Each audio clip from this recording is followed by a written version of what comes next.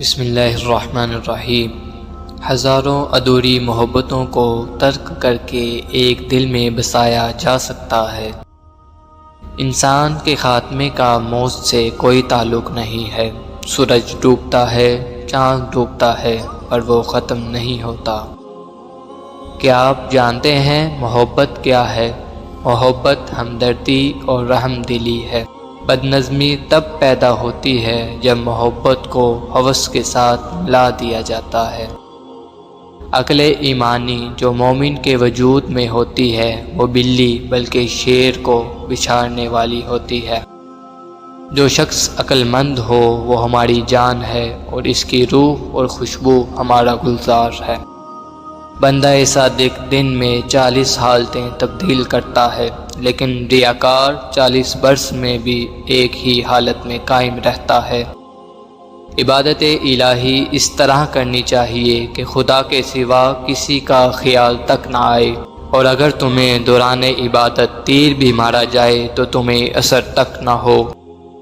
شیطانی وسوسوں سے نفس کے وسوسے شدید ترین ہوتے ہیں، کیونکہ شیطانی وسوسے لا حول سے دور ہو جاتے ہیں، لیکن اسے دور کرنا بہت دشوار ہے۔ جس کی زندگی روح پر موقف ہو وہ روح کے نکلتے ہی مر جاتا ہے، اور جس کی زندگی کا دار و مدار خدا ہو وہ کبھی نہیں مرتا، تبھی زندگی سے حقیقی زندگی حاصل کر لیتا ہے۔ اگر ہم جان بوجھ کر کسی کا دل دکھاتے ہیں، دانستہ کسی کو تکلیف پہنچاتے ہیں، تو عبادتیں اور نمازیں کس کام کی؟ جہاں صرف جہالت ہی خوش رکھ سکتی ہو وہاں عقل مند ہونا بے وقوفی ہے۔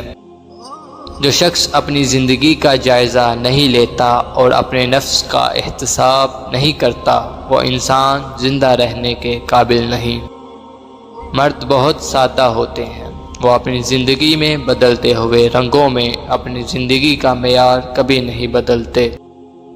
جو شخص چاہتا ہے کہ اس کی عمر میں کشادگی ہو اور اس کے رزق میں اضافہ ہو، اسے چاہیے کہ اپنے رشتہ داروں اور اپنے والدین کے ساتھ صلح رحمی کرے۔ ایک بے نمازی جب خدا سے مل جاتا ہے تو خدا اس کی دوسری خوبیوں پر کوئی توجہ نہیں دیتا۔